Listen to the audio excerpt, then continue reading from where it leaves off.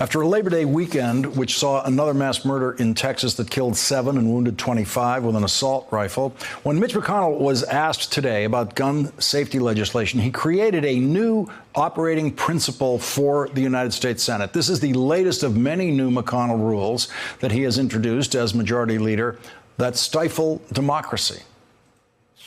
We're in a discussion about what to do on the gun issue in the wake of these horrendous shootings. I said several weeks ago that if the president took a position on a bill so that we knew we would actually be making a law and not just having serial votes, I'd be happy to put it on the floor.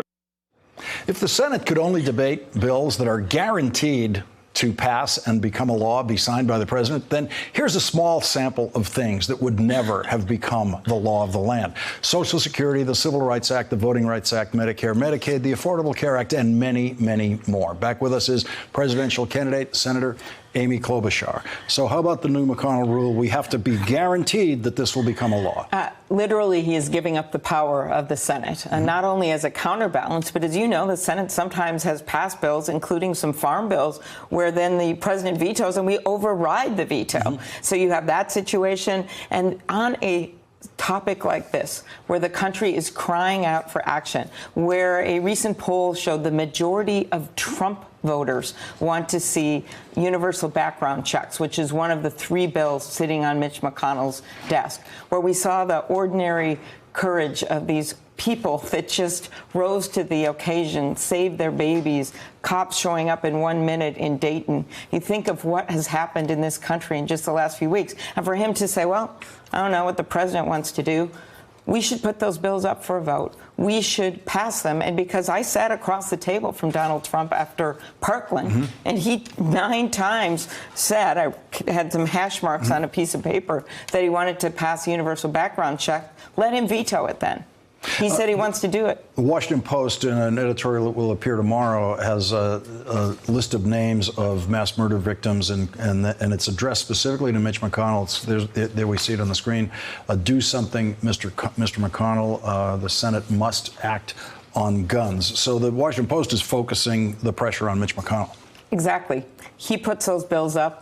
I just challenge my Republican colleagues to vote them down. They have already passed the House with some Republican support. So there is absolutely no reason he can't put them up and then put them on Donald Trump's desk. That's leadership.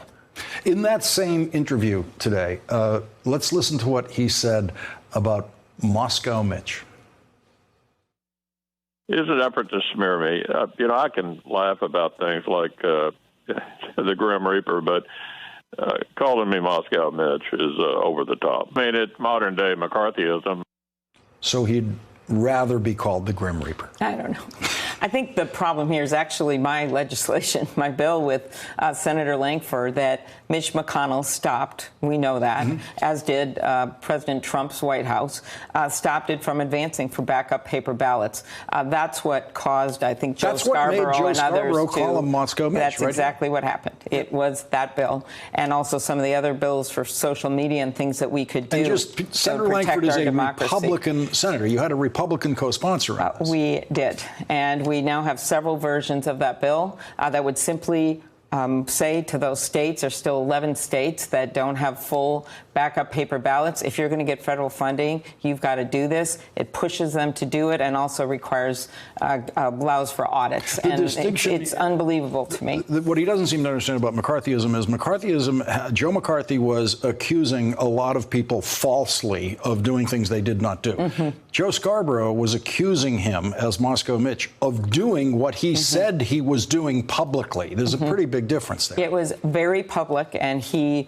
does not want to see these changes. And we really look at this. This is about our democracy. It's a foreign power trying to invade our democracy. I don't care if you are a conservative Republican or a liberal Democrat. It is not American to allow that to continue. You should do everything to protect the sanctity of our elections, and he knows that. He just doesn't want to do it. I want to ask you about something we were discussing just before the show when you told me you were on the Rare Disease Caucus. I'm actually the co-chair. Yeah. Which I didn't know even existed in the Senate.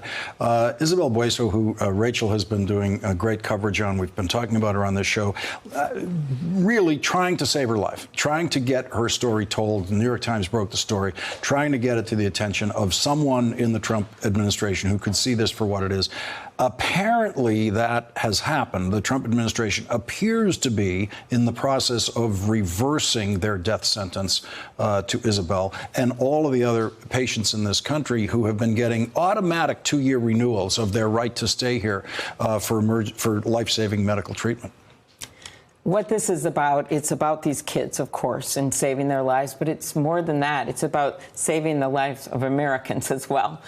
Because with rare diseases, especially with children, you'll have such small number of kids that have rare diseases. And to do the necessary tests for drugs or for surgeries or for trials, you have to have the children to do those trials. And sometimes they live in countries where you're not going to be able to have a supervised medical trial in those places. Minnesota is the home of the Mayo Clinic.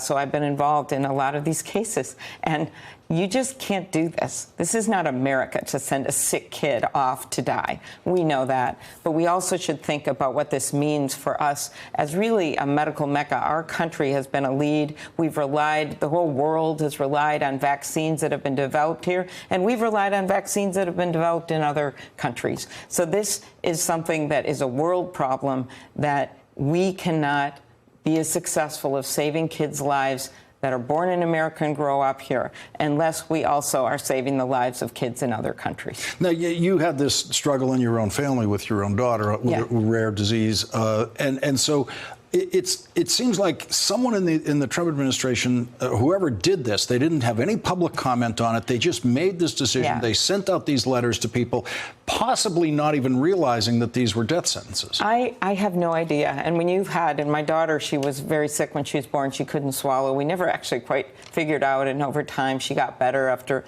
being fed in tubes for 2 years. And but you when you searched have the country gone for through specialists. this, Yeah. the thought that as a president you would just sign this off and saying these kids can leave, when you have seen, as I have in those intensive cares, these parents who are just holding on to keep their babies alive, this is not what you do as a moral leader. And so one of the things that my focus for running for president is we need to have a president that you can watch on TV and not turn the volume on. We need to have a president that makes decisions based on what is right for our country and the people of this country and for the morality of this country that we've always been so proud of. We need to have a president we can be proud of. And at its very core, I think that's a lot what this campaign in 2020 is going to be about.